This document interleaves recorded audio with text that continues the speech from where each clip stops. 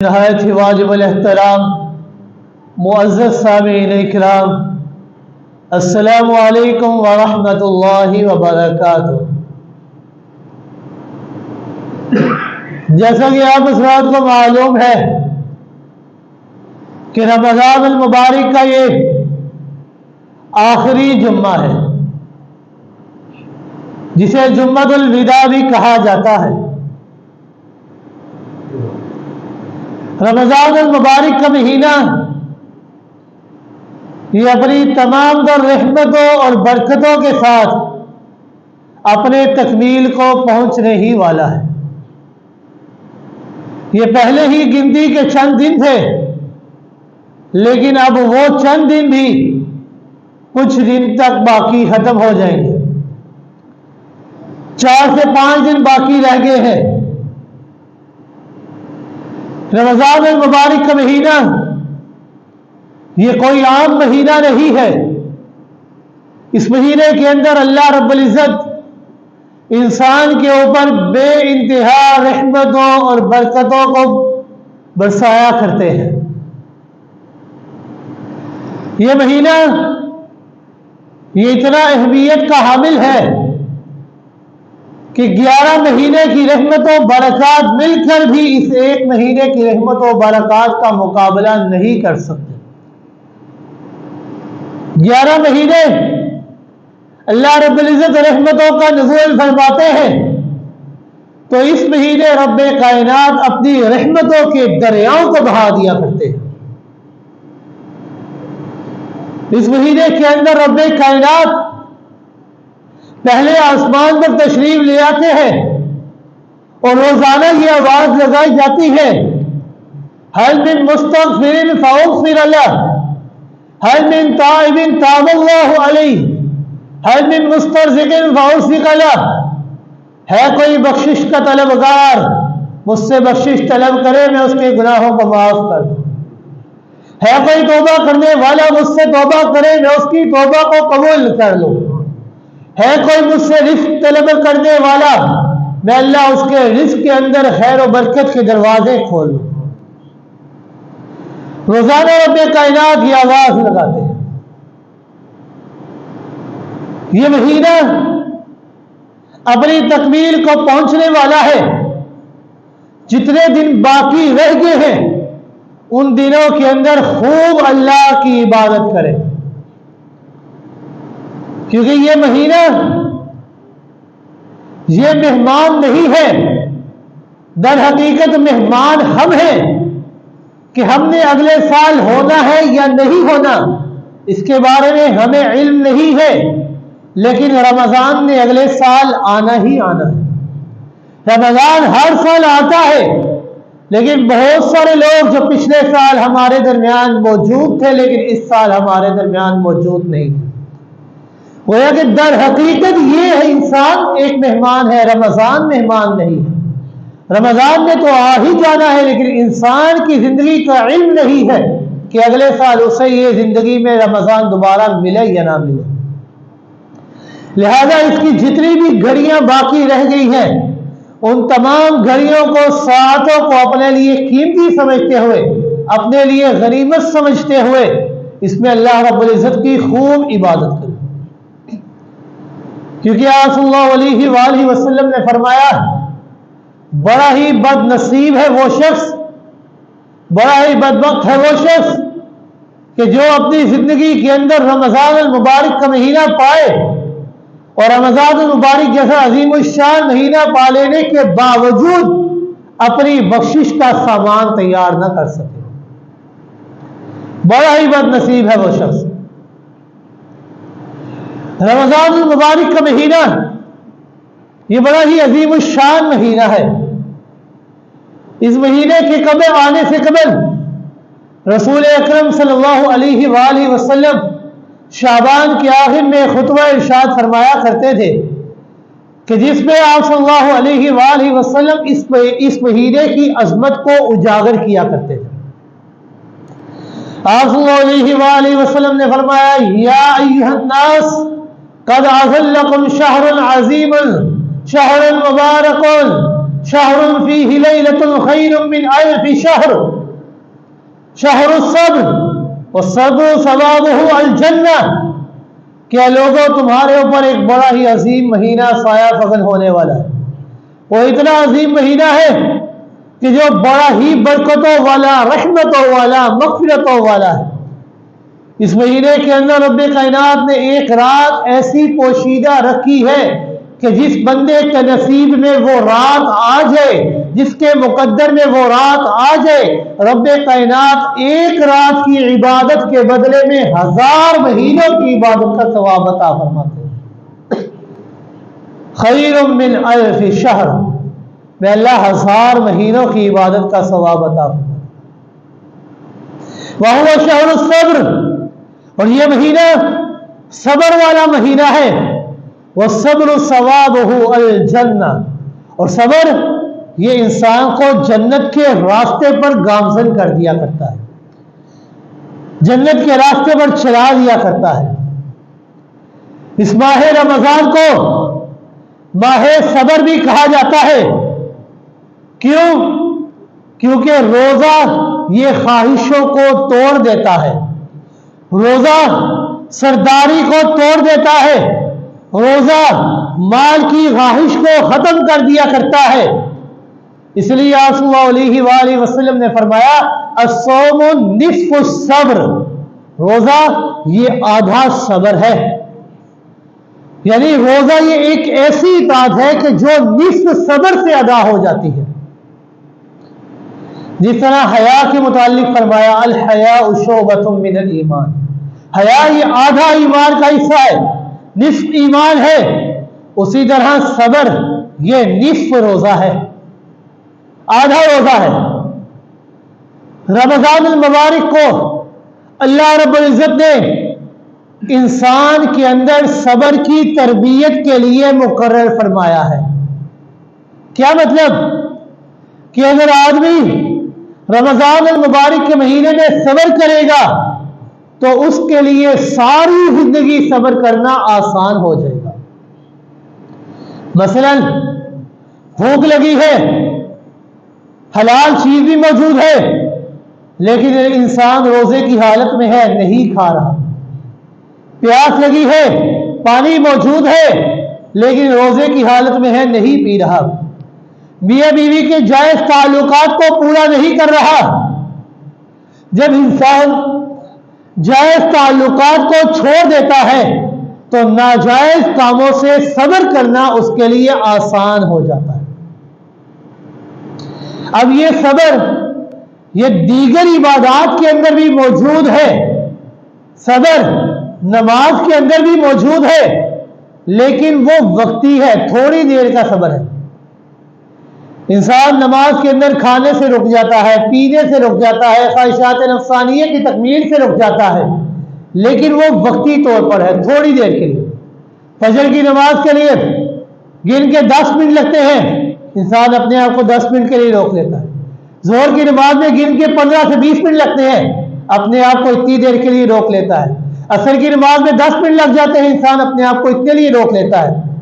نماز کے اندر بھی صبر ہے، لیکن روزہ یہ ایک ایسی عبادت ہے کہ انسان طلوع فجر سے لے کر غروب شمس تک اپنے آپ کو روک کے رکھتا ہے، صبر کرتا ہے.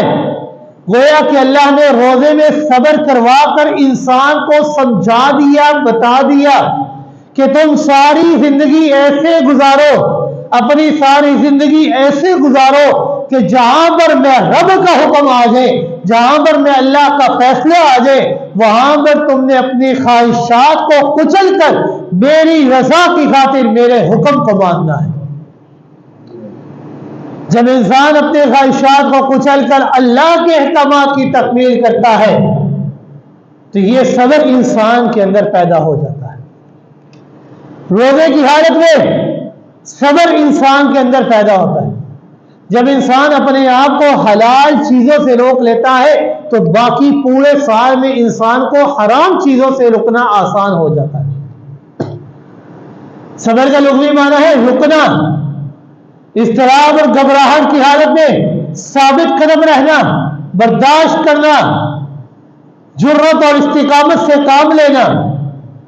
اور صبر کا اصطلاحی معنی ہے حبس النفس علی ما یکرہ، کہ نفس کو قابو میں رکھنا، حد سے تجاوز نہ کر جائے.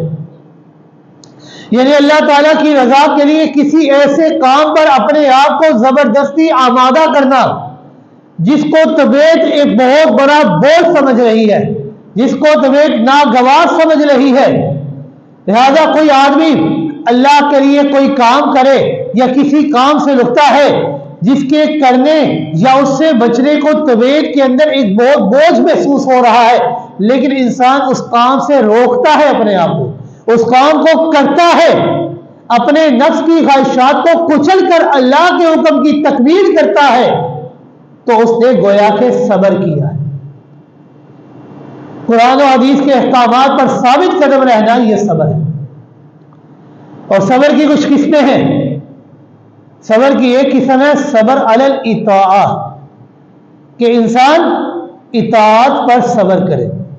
کیا معنی؟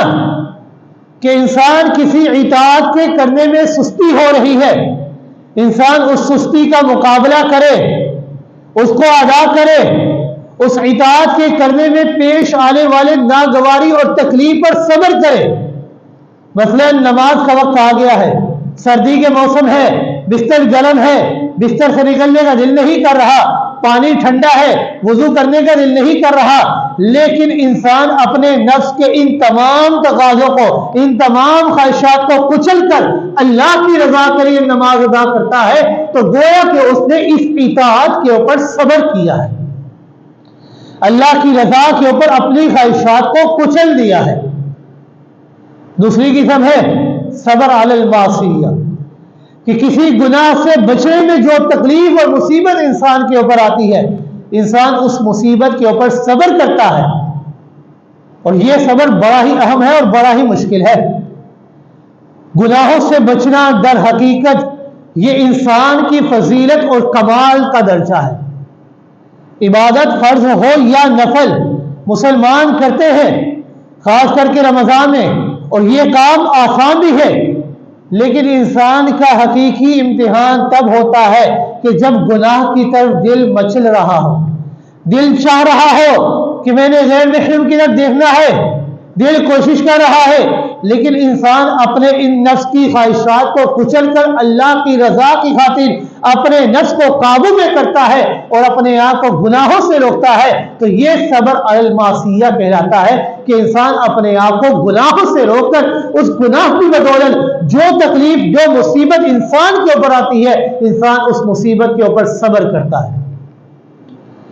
اور ایک ہے صبر فی الطاعہ.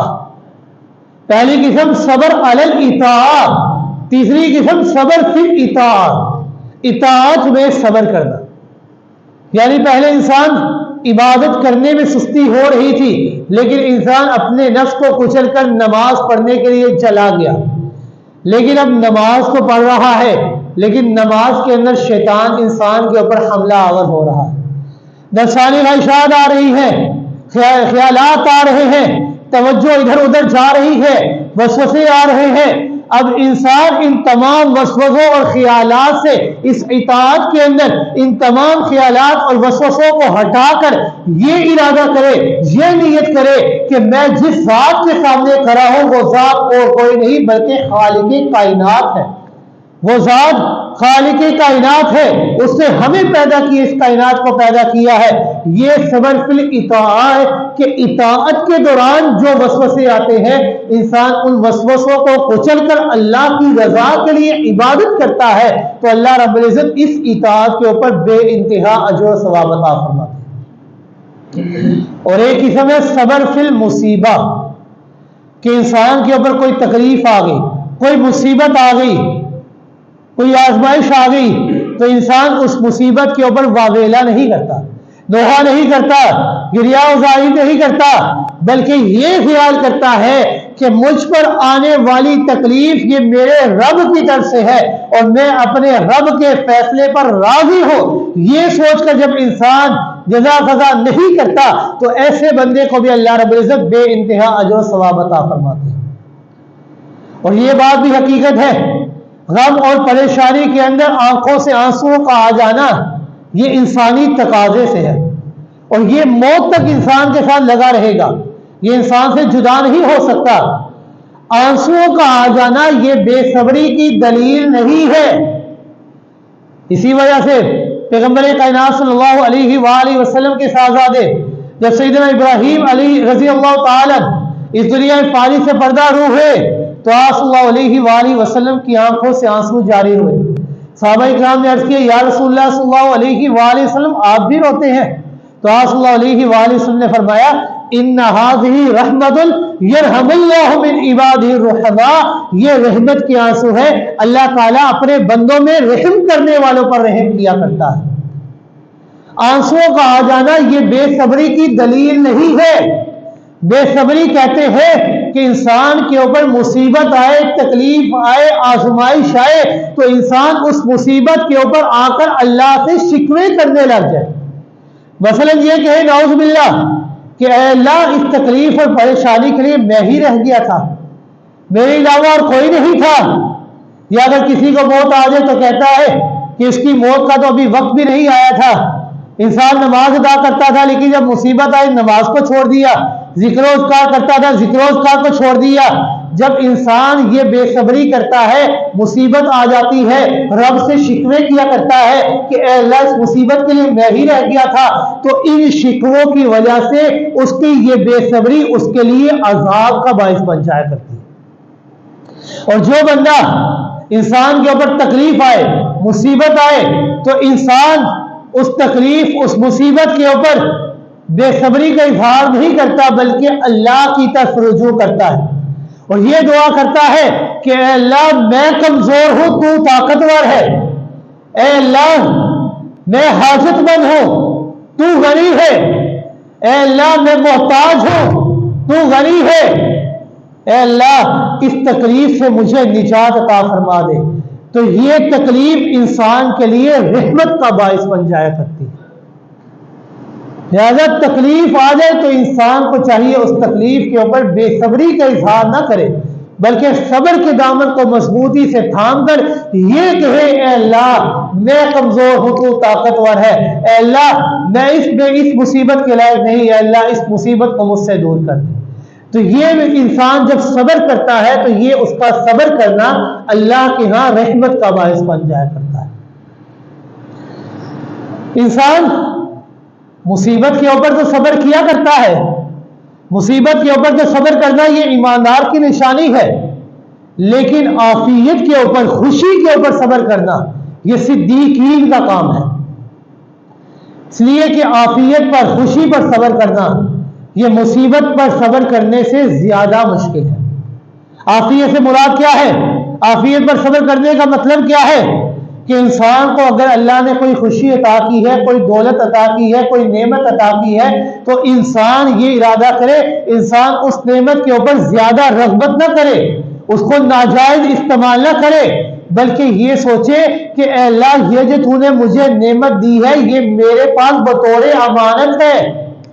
جس طرح یہ ساری دنیا فانی ہے، عارضی ہے، یہ ملنے والی اس دنیا کی تمام تر نعمتیں بھی عارضی ہیں۔ اصل دائمی اور باقی رہنے والی زندگی آخرت کی زندگی ہے اور اس کی نعمتوں کا حصول وہ دائمی اور باقی ہے۔ اے اللہ یہ جو تو نے مجھے نعمتیں جو خوشیاں عطا کی ہیں اس دنیا کے اندر، اے اللہ یہ نعمتیں عارضی ہیں، اے اللہ تو نے مجھے بطور امانت عطا کی ہے، یہ سب کچھ چلا جائے گا۔ اللہ رب العزت نے قرآن مجید کے اندر ارشاد فرمایا ما عندکم ینفد وما عند اللہ باق وَلَنَجْزِيَنَّ الَّذِينَ صَبَرُوا أَجْرَهُمْ بِأَحْسَنِ مَا كَانُوا يَعْمَلُونَ کہ جو کچھ تمہارے پاس ہے وہ سب کچھ ختم ہو جائے گا، چاہے وہ رحمت ہے، چاہے وہ بیماری ہے، چاہے وہ مال ہے، چاہے وہ دولت ہے، چاہے وہ جوانی ہے، چاہے وہ حسن ہے، کوئی بھی چیز ہے وہ سب کچھ ختم ہو جائے گا، کیونکہ اس دنیا کی تمام تر نعمتیں عارضی ہیں۔ جب اس دنیا نے ختم ہو جانا ہے، انسان کے اوپر موت نے آ جانا ہے تو اس دنیا کی تمام تر نعمتیں بھی عارضی ہیں۔ لیکن جو لوگ احکام دین پر صبر کیا کرتے ہیں تو اللہ رب العزت ان کے ان اچھے کاموں کے بدلے میں ان کو اجر عطا فرماتے ہیں۔ اور اجر کیا؟ اللہ رب العزت نے فرمایا اجرہم بِأَحْسَنِ مَا كَانُوا يَعْمَلُونَ یعنی عمدہ ترین اجر اللہ عطا فرماتے ہیں۔ اور صبر کیا ہے؟ صبر کے درجات کیا ہے؟ کہ انسان کے اوپر اگر کوئی تکلیف آ جائے، کوئی مصیبت آ جائے، تو انسان لوگوں کے سامنے شکایات نہ کرے، بلکہ اپنے رب کے سامنے حاضر ہو جائے، رب کے سامنے اپنی تکلیف کو پیش کرے۔ ایک درجہ تو یہ ہے کہ انسان لوگوں کے سامنے نہیں بلکہ رب کے سامنے اپنی تکلیف کو پیش کرے۔ دوسرا درجہ یہ ہے کہ انسان کے اوپر اگر کوئی مصیبت آ جائے تو انسان اس مصیبت کے اوپر راضی رہے۔ اچھے حالات ہیں تب بھی اللہ کے اوپر راضی رہے، برے حالات ہیں تب بھی اللہ کے اوپر راضی رہے۔ اور تیسرا درجہ ہے صدیقین کا، کہ جب کوئی مصیبت آتی ہے تو وہ خوش ہوا کرتے ہیں کہ رب ہم سے کتنا راضی ہے، کیونکہ آپ صلی اللہ علیہ وآلہ وسلم نے فرمایا، حدیث کا مفہوم ہے کہ جب بھی کسی بندہ مومن کے اوپر کوئی تکلیف، کوئی مصیبت آتی ہے تو وہ مصیبت انسان کے بلندی درجات کا سبب بن جایا کرتی ہے، رفع درجات کا سبب بنتی ہے۔ انسان بندہ مومن اس مصیبت کے اوپر صبر کرتا ہے، اللہ اس صبر کی بدولت انسان کے درجات میں اضافہ فرما دیا کرتے ہیں۔ بلکہ ایک حدیث میں آتا ہے کہ آپ صلی اللہ علیہ وآلہ وسلم نے فرمایا، والذی بعثنی بالحق ان العبد لتکون له درجۃ فی الجنہ، کہ قسم ہے اس ذات کی جس کے قبضہ قدرت میں محمد کی جان ہے، کہ بے شک اللہ رب العزت نے جنت کے اندر بندے کے لیے ایک مقام رکھا ہوتا ہے، فما یبلغها بشیء من عملہ، تو وہ بندہ اپنی عبادات کی بنا پر اس درجے تک نہیں پہنچ سکتا، فیبتلیہ اللہ بالبلاء، تو رب کائنات اس بندے کو آزمائش اور مصیبتوں کے اندر گھیر دیتے ہیں، لیبلغ تلک الدرجہ، تاکہ وہ بندہ ان آزمائشوں اور مصیبتوں کے اوپر صبر کرے، تو اس صبر کی بدولت رب کائنات انسان کو اس درجے تک پہنچا دیتے ہیں۔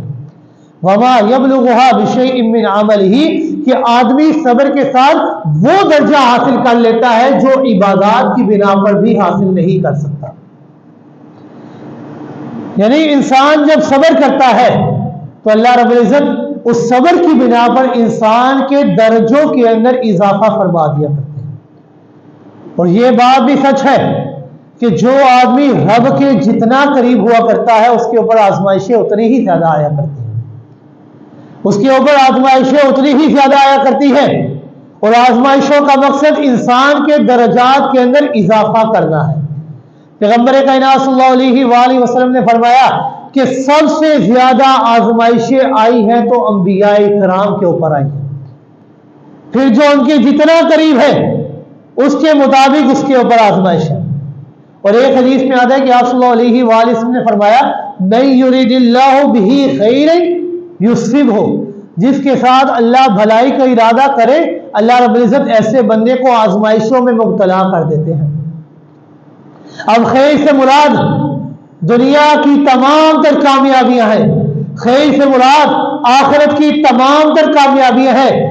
مراد یہ ہے کہ جس کے ساتھ اللہ رب العزت دنیا کی اور آخرت کی تمام تر بھلائیوں اور کامیابیوں کا ارادہ کرتے ہیں، ایسے بندے کو اللہ رب العزت آزمائشوں میں مبتلا کرتے ہیں۔ وہ بندہ ان آزمائشوں میں صبر کر کے اللہ رب العزت ایسے بندے کو صبر کی بنا پر بلندی درجات کا سبب بنا دیتے ہیں، اس کے درجات میں اضافہ فرما دیتے ہیں۔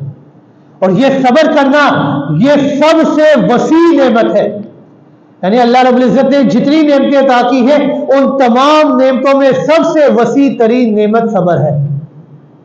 حدیث باب میں آتا ہے کہ آپ صلی اللہ علیہ وآلہ وسلم نے فرمایا، ما اوتی عبد نعمت اوسع من صبر، کہ کسی بندے کو کوئی نعمت صبر سے زیادہ وسیع عطا نہیں کی گئی۔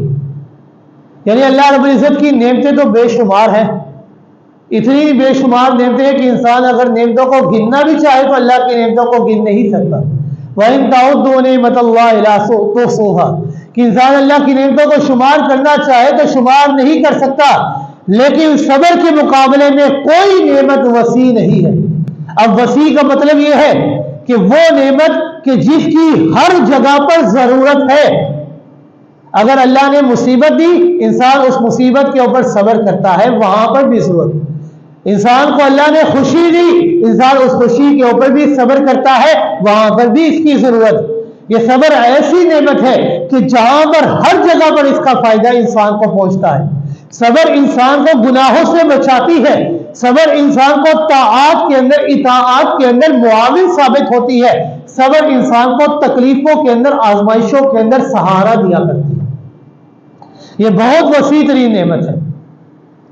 اور ایک بندہ مومن ایسا ہے کہ جس کا کوئی بھی حال اجر سے خالی نہیں رہتا۔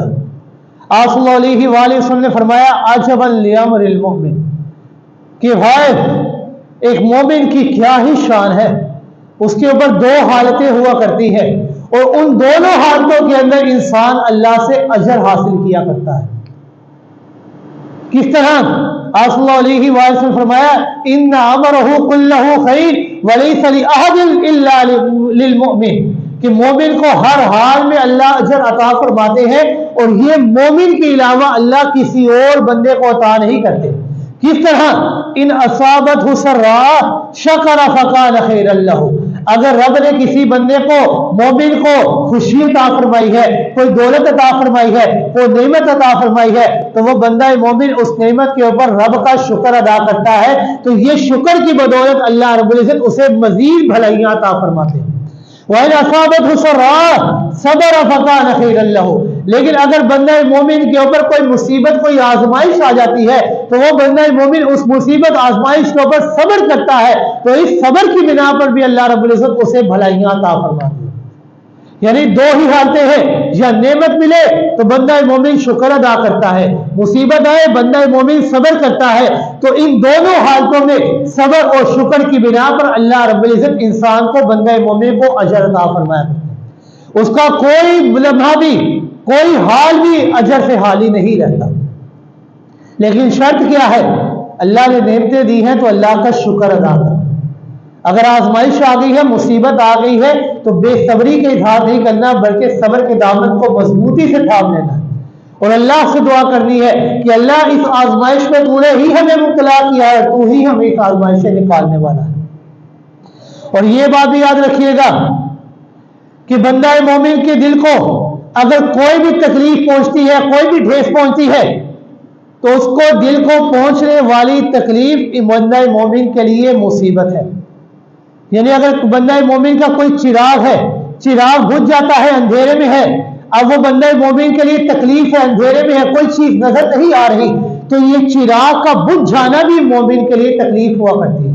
اور بندہ مومن اس تکلیف پر صبر کرے، اللہ اس تکلیف پر بھی بندہ مومن کو ثواب عطا فرماتے ہیں۔ بلکہ ایک حدیث میں آتا ہے کہ آپ صلی اللہ علیہ وآلہ وسلم نے فرمایا کہ اگر بندہ مومن کو کوئی کانٹا چبھتا ہے تو کانٹا چبھنے پر بھی اللہ رب العزت اس بندے کو اجر عطا فرماتے ہیں۔ یہ کانٹے کا چبھ جانا یہ مومن بندے کے گناہوں کا کفارہ بن جایا کرتے ہیں۔ حتیٰ کہ اگر کسی بندے مومن کے جوتے کا تسبہ بھی ٹوٹ جائے، وہ اس کے لیے مصیبت بن جاتی ہے، تکلیف بن جاتی ہے، بندہ مومن اس پر بھی صبر کرے، اللہ رب العزت تب بھی اسے اجر عطا فرماتے ہیں۔ بلکہ ایک مقام پر صلی اللہ علیہ وآلہ وسلم نے فرمایا کہ اگر بندہ مومن کے پاس کوئی چیز تھی، اب وہ چیز اس کی جیب میں ہے، لیکن اب اس کے ذہن سے وہ بات نکل گئی، بظاہر تو وہ بڑا پریشان ہوا، چیز اس کے پاس ہے، لیکن تھوڑی دیر کے لیے اسے پریشانی ہوئی، تکلیف ہوئی، تو اس پریشانی کے اوپر بھی جب بندہ صبر کرتا ہے تو اللہ رب العزت اسے اجر و ثواب عطا فرماتے ہیں۔ مومن کا کوئی حال بھی، کوئی لمحہ بھی اجر و ثواب سے خالی نہیں جاتا۔ اس لیے آپ صلی اللہ علیہ وآلہ وسلم نے فرمایا علیکم بالصبر، کہ اے لوگوں، اے ایمان والو، صبر کے دامن کو مضبوطی سے تھام لینا، صبر کو اپنی عادت بنا لینا، کیونکہ صبر کرنے والوں کی نشانی یہ ہے کہ ہر مصیبت، ہر تکلیف میں ان کی زبان سے ایک ہی کلمہ جاری رہتا ہے، انا للہ و انا الیہ راجعون۔ اے اللہ، تو ہی ہمارا خالق ہے، تو ہی ہمارا داتا ہے، تو ہی ہمارا دستگیر ہے، تو نے ہی ہمیں پیدا کیا ہے، ہم تیری ہی مخلوق ہے، ہم نے تیری طرف ہی لوٹ کر جانا ہے۔ اے اللہ، اس مصیبت کو ہمارے اوپر تو نے ہی بھیجا ہے، اے اللہ ہم اس مصیبت کے اوپر بے صبری کو نہیں کرتے، بلکہ صبر کے دامن کو مضبوطی سے تھام لیتے ہیں۔ اے اللہ ہمیں اجر و ثواب عطا فرما دینا۔ تو رب کائنات اس صبر پر انسان کو اجر و ثواب عطا فرما دیتے ہیں۔ اور یہ صبر کرنا یہ ایک ایسی دولت ہے کہ اس صبر کی بنا پر تمام برائیاں ختم ہو جاتی ہیں، تمام آفات انسان سے دور ہو جاتی ہیں۔ صبر کی بدولت تمام مصائب انسان سے دور ہو جاتے ہیں، تمام ضروریات انسان کی پوری ہو جایا کرتی ہیں۔ اور یہ بات میں اپنی طرف سے نہیں بلکہ رب کائنات کا فیصلہ ہے۔ رب کائنات نے قرآن مجید کے اندر اپنے اس فیصلے کو ثابت کر دیا۔ رب کائنات نے قرآن مجید کے اندر فرمایا یا ایھا الذین آمنوا استعینوا بالصبر والصلاۃ، کہ اے ایمان والو مدد چاہو اللہ کی، مدد چاہو بالصبر والصلاۃ، صبر کے ذریعے اور نماز کے لیے۔ اب استعینوا کا لفظ رب کائنات نے بیان فرمایا۔ استعینوا کا لفظ عام ہے، اس کے اندر تمام چیزیں آ جاتی ہیں، اس کے اندر روحانی بیماریاں بھی آ جاتی ہیں، جسمانی بیماریاں بھی آ جاتی ہیں، اس کے اندر باطنی بیماریاں بھی آ جاتی ہیں اور ظاہری بیماریاں بھی آ جاتی ہیں۔ کوئی پریشانی ہو، کوئی تکلیف ہو، کوئی ضرورت ہو، تمام ضروریات کو پورا کرنا، تمام آفات کو، تمام مسائل کو دور کرنے کا نسخہ یہ ہے کہ انسان اس میں صبر اور نماز کے ذریعے اللہ سے مدد طلب کرے۔ کیونکہ اکثر برائیوں کی جڑ دو چیزیں ہوا کرتی ہیں، ایک حب مال اور دوسرا ہے حب جاہ، یعنی مرتبے اور عہدے کی محبت۔ جب انسان کے دل میں حب مال ہوتا ہے تو یہ حب مال بے شمار برائیوں کی جڑ ہے۔ اس کے ذریعے انسان کے دل میں کنجوسی، بخل، چوری، خود غرضی، حقدار کا حق ادا نہ کرنا، چوری کرنا، یہ بہت ساری بیماریاں پیدا ہو جاتی ہیں۔ لیکن جب انسان صبر کے دامن کو مضبوطی سے تھام لیتا ہے، صبر کرتا ہے، اپنی خواہشات کو کچل کر اللہ کی رضا پر راضی رہتا ہے، تو اس صبر کی بنا پر حب مال انسان کے دل سے ختم ہو جاتا ہے۔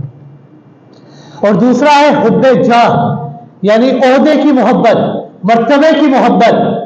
تو یہ نماز کے ذریعے حب جاہ، عہدے اور مرتبے کی محبت اللہ ختم کر دیا کرتے ہیں۔ کیونکہ یہ نماز یہ وہ واحد عبادت ہے کہ جس میں ایک ہی صف میں امیر بھی کھڑا ہے، غریب بھی کھڑا ہے، ایک ہی صف میں بادشاہ بھی کھڑا ہے اور فقیر بھی کھڑا ہے، ایک ہی صف میں امیر بھی کھڑا ہے اور گدا بھی کھڑا ہے، جس میں کوئی تفریق نہیں۔ اللہ کے ہاں سامنے سارے برابر ہیں، کوئی فرق نہیں ہے۔ جب انسان ان دونوں چیزوں کو مضبوطی سے تھام لیتا ہے تو رب کائنات انسان کی ان دونوں چیزوں کی بدولت صبر اور نماز کے ذریعے اللہ رب العزت انسان کے دل سے حب مال اور حب جاہ کو ختم کر دیا کرتے ہیں۔ جب انسان کے دل سے حب مال اور حب جاہ کی محبت ختم ہو جاتی ہے تو رب کائنات نے اعلان فرما دیا ان اللہ مع الصابرین، میں اللہ کا بھی یہ فیصلہ ہے کہ میں اللہ کی مدد ہمیشہ صبر کرنے والوں کے ساتھ۔ جب تک تم صبر کے دامن کو مضبوطی سے تھامے رکھو گے تب تک میں اللہ تمہاری مدد تمہارے ساتھ رہے گی۔ اور صبر کا وقت یہ نہیں ہے کہ انسان کے اوپر کوئی مصیبت آئے انسان پہلے تو واویلا کرتا رہے، رونا پیٹا کرتا رہے، جزا فضا کرتا رہے، بعد میں انسان صبر کرے۔ نہیں، صبر کا اصل وقت یہ ہے کہ جب مصیبت آئی ہے اسی وقت انسان صبر کرے، اسی وقت انسان صبر کے دامن کو مضبوطی سے تھام لے۔ کسی نے کیا خوب کہا کہ صبر یہ نہیں ہے کہ تیسرے دن جا کر انسان صبر کرے، بلکہ صبر یہ ہے کہ تیسرے دن جو انسان صبر کرتا ہے وہی صبر انسان پہلے ہی دن کرے۔ جب مصیبت انسان کے اوپر آئی ہے اسی وقت انسان صبر کرے۔ حضرت داؤد علیہ السلام فرماتے ہیں کہ تقویٰ کی 3 علامات ہیں، اور وہ 3 علامات جب انسان کے اندر آ جاتی ہیں تو تقویٰ انسان کے دل میں موجود ہوگا۔ حضرت داؤد علیہ السلام نے فرمایا پہلی علامت کہ جو چیز انسان کو نہیں ملی انسان اس چیز کے بارے میں اللہ پر توکل کرے، اللہ پر بھروسہ کرے، اللہ پر یقین کرے کہ ہو سکتا ہے اس چیز کا نہ ملنا ہی میرے حق میں بہتر ہے۔ انسان توکل، بھروسہ، یقین اللہ پر کرے۔ دوسری چیز، اگر کوئی چیز انسان کو ملی ہے تو اس چیز میں اللہ پر راضی رہے کہ اللہ میں تیرا شکر ادا کرتا ہوں۔ اور تیسری چیز، تیسری علامت کہ اگر انسان کو کوئی دولت ملی ہے، کوئی نعمت ملی ہے، کوئی چیز ملی ہے، انسان اس چیز کو، وہ چیز انسان سے چھین لی گئی ہے، اب انسان اس چیز کے چھن جانے پر، چلی جانے پر صبر کرتا ہے۔ جب انسان کے دل کے اندر یہ تینوں علامات آ جاتی ہیں تو تقویٰ کی دولت انسان کے اندر آ جاتی ہے کہ کوئی چیز نہیں ملی تب بھروسہ اللہ پر کرے، اور کوئی چیز مل گئی، کوئی نعمت مل گئی، تب بھی اللہ کی رضا پر راضی رہے، اور کوئی چیز ملی اور مل کر وہ چلی گئی پھر بھی اللہ کی رضا پر راضی رہے، صبر کے دامن کو مضبوطی سے تھام۔ تو یہ تقویٰ کی دولت انسان کے اندر، دل کے اندر پیدا ہوتی ہے، اور صبر یہ جنت کے خزانوں میں سے ایک بہترین خزانہ ہے۔ آپ صلی اللہ علیہ وآلہ وسلم نے فرمایا الصبر کنز من کنوز الخزائن من کنوز الجنہ، صبر یہ جنت کے خزانوں میں سے ایک بہترین خزانہ ہے۔ اور یاد رکھیے گا جب انسان صبر کرتا ہے، آزمائش تو ایک آتی ہے لیکن اللہ بدلے میں دوہری نعمتیں عطا فرماتے ہیں۔ آزمائش مصیبت ایک آئی ہے لیکن اللہ دوہری نعمت انسان کو عطا فرماتے ہیں۔ اللہ رب العزت کا فیصلہ ہے اولئک یؤتون اجرهم مرتین، کہ اگر میں کسی انسان کو مصیبت کے اندر مبتلا کرتا ہوں، انسان اس ایک مصیبت کے اندر صبر کرتا ہے، تو میں اللہ کا فیصلہ ہے اجرهم مرتین، اس ایک مصیبت کے بدلے میں اللہ اسے دوہرا اجر عطا فرماتا ہوں۔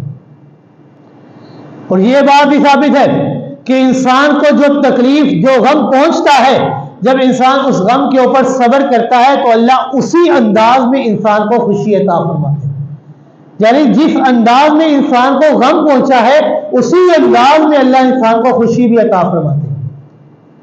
ذرا توجہ سے سنیے گا، سیدنا موسیٰ علیہ السلام کی والدہ کو اللہ نے حکم دیا کہ سیدنا موسیٰ علیہ السلام کو تابوت میں بند کر کے دریا میں ڈال دو، سمندر میں ڈال دو۔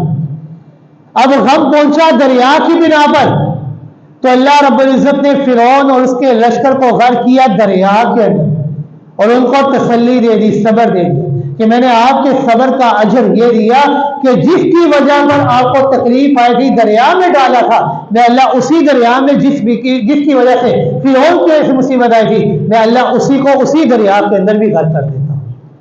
یعنی جس انداز سے انسان کے اوپر غم آتا ہے، انسان اس غم کے اوپر صبر کرے، اللہ اسی انداز میں انسان کو خوشی عطا فرماتا ہے۔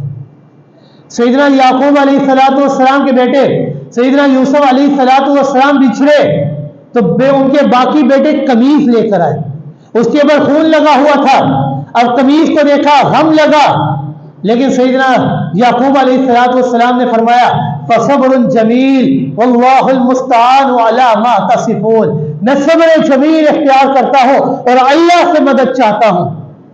اب قمیص کی وجہ سے غم پہنچا، لیکن جب سیدنا یوسف علیہ السلام نے اپنے باپ کی طرف پیغام بھیجا تو اپنی قمیص کو بھیجا۔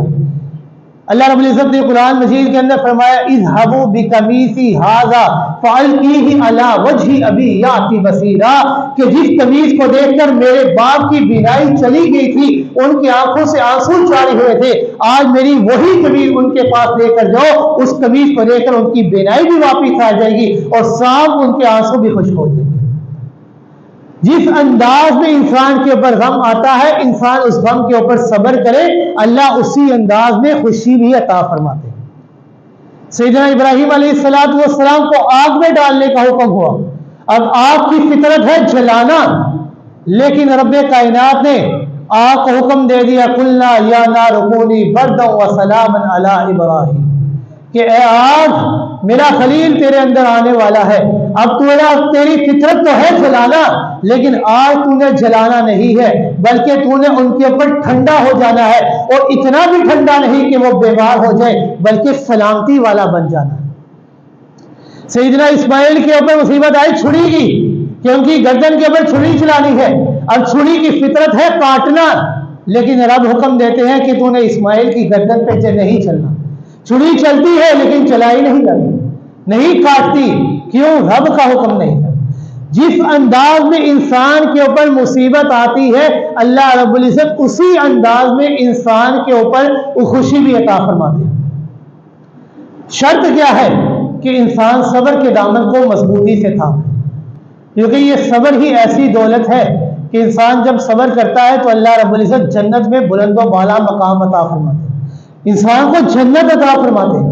اللہ رب العزت نے فرمایا وَأَمَّا مَنْ خَافَ مَقَامَ رَبِّهِ وَنَهَى النَّفْسَ عَنِ الْهَوَىٰ فَإِنَّ الْجَنَّةَ هِيَ الْمَأْوَىٰ، کہ جو بندہ اپنی خواہشات کی نفس کو ترجیح نہیں دیتا بلکہ رب کی رضاؤں پر راضی رہتا ہے، تو میں اللہ کا فیصلہ یہ ہے فَإِنَّ الْجَنَّةَ هِيَ الْمَأْوَىٰ، میں ایسے بندے کے لیے جنت کو اس کا ٹھکانہ بنا دیتا ہوں۔ جب انسان صبر کرتا ہے تو اللہ رب العزت انسان کو بے انتہا دولت عطا فرماتے ہیں۔ صبر کی وجہ سے اللہ رب العزت انسان کو جنت عطا فرماتے ہیں۔ صبر کی دولت سے اللہ رب العزت انسان کو اتنا اجر عطا فرماتے ہیں کہ انسان اس کا وہم و گمان بھی نہیں کر سکتا۔ اب جو انسان بے صبری کرتا ہے تو بے صبری کی بنا پر انسان کی زندگی کو گزارنا بھی مشکل ہو جاتا ہے، بے صبری کی بنا پر جنت کا ملنا بھی مشکل ہو جاتا ہے، بے صبری کی بنا پر اللہ کی رضا بھی مشکل ہو جاتی ہے۔ یہ جنت، اللہ کی رضا، زندگی کا آسانی سے گزر جانا، اس کا ایک ہی حل ہے کہ اگر مصیبت آئے تو انسان صبر کے دامن کو تھام لے، اگر خوشی ملے تو انسان اللہ کا شکر ادا کرے۔ یہ دو ہی صورتیں ہیں، اور یہ رمضان المبارک کا مہینہ یہ صبر کی تربیت کے لیے اللہ نے عطا فرمایا ہے کہ رمضان کے مہینے میں انسان اپنے آپ کو جائز خواہشات سے بھی روکتا ہے۔ جب انسان اپنے آپ کو جائز خواہشات سے روکتا ہے تو میں اللہ صبر کی دولت انسان کے اندر پیدا کر دیتا ہوں۔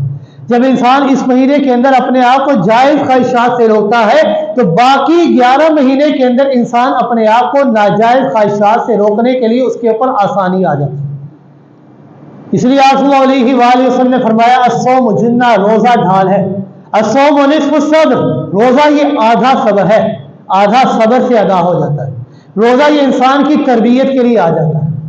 اور یہ رمضان المبارک کا مہینہ جس کی چند گھڑیاں باقی رہ گئی ہے، ان تمام گھڑیوں کو اپنے لیے قیمتی سمجھتے ہوئے ان ایام کے اندر، ان گھڑیوں کے اندر اللہ کی خوب عبادت کریں۔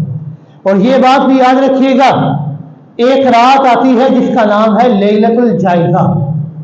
لیلۃ الجائزہ یہ عیدین کی راتوں کو کہا جاتا ہے، جسے عام زبان میں چاند رات کہا جاتا ہے۔ ان چاند رات کے اندر انسان کو چاہیے اللہ کی خوب عبادت کرے، بازاروں کے اندر نہ گھومے بلکہ اللہ کی عبادت کرے، ادھر ادھر نہ جائے بلکہ آزادی نہ بنائے بلکہ اللہ کی خوب عبادت کیا کرے، کیونکہ یہ رات یہ امتحان کی رات ہے۔ اس رات کا نام بھی لیلۃ الجائزہ ہے کہ امتحان کی رات ہے، کہ پورا مہینہ انسان نے امتحان کے اندر صبر کیا، امتحان کیا، انسان نے امتحان کیا، انسان نے مشقت اٹھائی، محنت کی۔ اب انسان سے جب اس مشقت اور محنت کو اٹھا لیا جاتا ہے تو اب انسان کیا کرتا ہے؟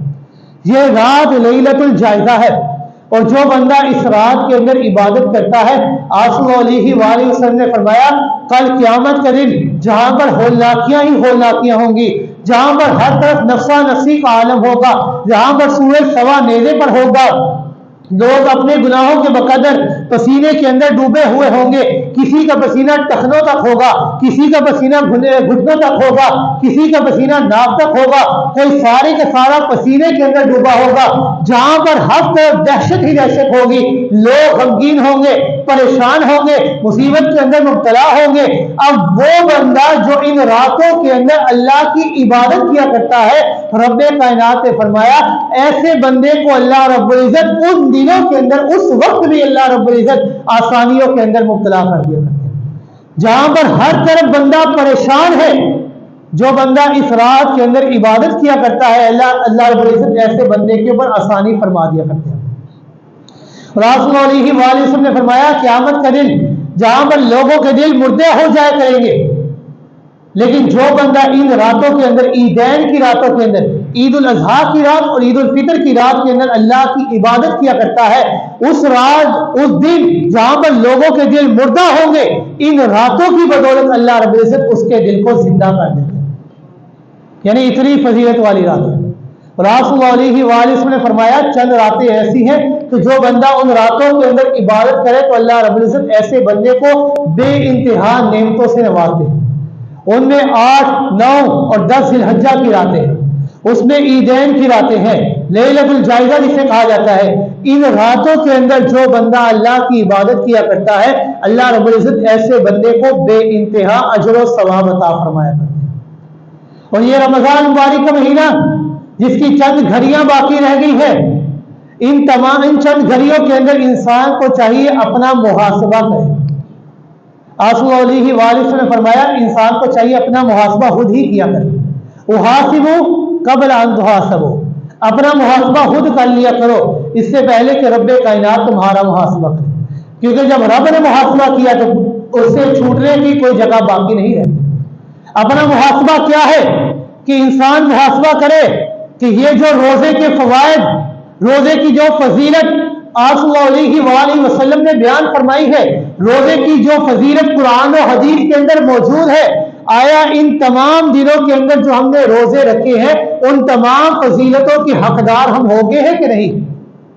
انسان اپنا محاسبہ کرے کہ انسان باب الریان کا حقدار ہوا کہ ہے نہیں، کہ باب الریان وہ دروازہ کہ جو خاص اللہ نے روزے داروں کے لیے بنایا ہے، جس سے صرف روزے دار ہی داخل ہوں گے، آیا اس کے روزے اس لائق ہیں کہ انسان اس دروازے سے داخل ہو سکے؟ انسان اپنا محاسبہ کرے کہ یہ مہینہ جس کے اندر میں نے ابھی روزے رکھے ہیں، میں نے نمازیں ادا کی ہے، اس مہینے کے اندر نمازوں کا ثواب اللہ بڑھا دیا کرتے ہیں، ایک فرض کا ثواب اللہ 70 فرضوں تک بڑھا دیتے ہیں، ایک نفل کا ثواب اللہ ایک فرض تک عطا کر دیا کرتے ہیں، جہاں پر اللہ رب العزت اتنا ثواب عطا فرماتے ہیں۔ کیا ہم نے اتنی نمازیں ادا کی ہیں؟ انسان اپنی نمازوں کا محاسبہ کرے، انسان اس بات کا محاسبہ کرے کہ روزے کا وہ بدلہ کہ جس کے بدلے میں رب کائنات انسان کو خود مل جایا کرتے، اِلَّا الصَّوْمَ فَإِنَّهُ لِي، روزہ ایسی عبادت ہے کہ جو بندہ صحیح معنوں میں ادا کرتا ہے تو اس بدلے میں رب کائنات انسان کو خود مل جایا کرتے ہیں۔ کیا ہمارے روزے اس لائق ہیں کہ ہمیں رب خود مل جائے؟ کیا اس مہینے کے اندر جہاں پر قرآن کا نزول ہوا، شہر رمضان الذی انزل فیہ القرآن انا انزلناہ فی لیلۃ القدر، یہ وہ مہینہ کہ جہاں پر آپ صلی اللہ علیہ وآلہ وسلم قرآن کی بے انتہا تلاوت کیا کرتے تھے، جبریل امین کے ساتھ دور کیا کرتے تھے، کیا اس مہینے کے اندر ہم نے قرآن کا حق ادا کیا ہے؟ انسان اپنا محاسبہ کرے، انسان اپنی اس چیز کا محاسبہ کرے کہ ہم نے اللہ کا ذکر اس مہینے کے اندر کتنا کیا ہے۔ ذکر کرنے اور نہ کرنے کی بہترین مثال آپ صلی اللہ علیہ وآلہ وسلم نے فرمائی کہ ذکر کرنے والے کی مثال زندہ کی ہے اور اللہ کا نہ ذکر کرنے والوں کی مثال مردہ کی ہے۔ اب انسان محاسبہ کرے کہ آیا اس مہینے کے اندر ہم نے اللہ کا کتنا ذکر کیا ہے۔ اس مہینے کے اندر جہاں پر اللہ رب العزت انسان کی ایک ایک نیکی کے بدلے میں 10 سے لے کر 700 گنا تک ثواب عطا فرماتے ہیں، کیا ہم واقعی اس تمام عبادات، ان تمام نعمتوں کے حقدار ہو گئے ہیں؟ انسان کو چاہیے ابھی چند ایام باقی ہیں، اپنا محاسبہ کرے کہ یہ جو روزے میں نے رکھے ہیں، یہ جو نمازیں میں نے پڑھی ہیں، یہ جو قرآن کی تلاوت میں نے کی ہے، کیا یہ واقعی اس لائق ہیں کہ جو روزے اور اس کے فضائل اللہ رب العزت نے اور قرآن آپ صلی اللہ علیہ وآلہ وسلم نے بیان فرمایا؟ انسان کو چاہیے اپنا محاسبہ خود کر لے۔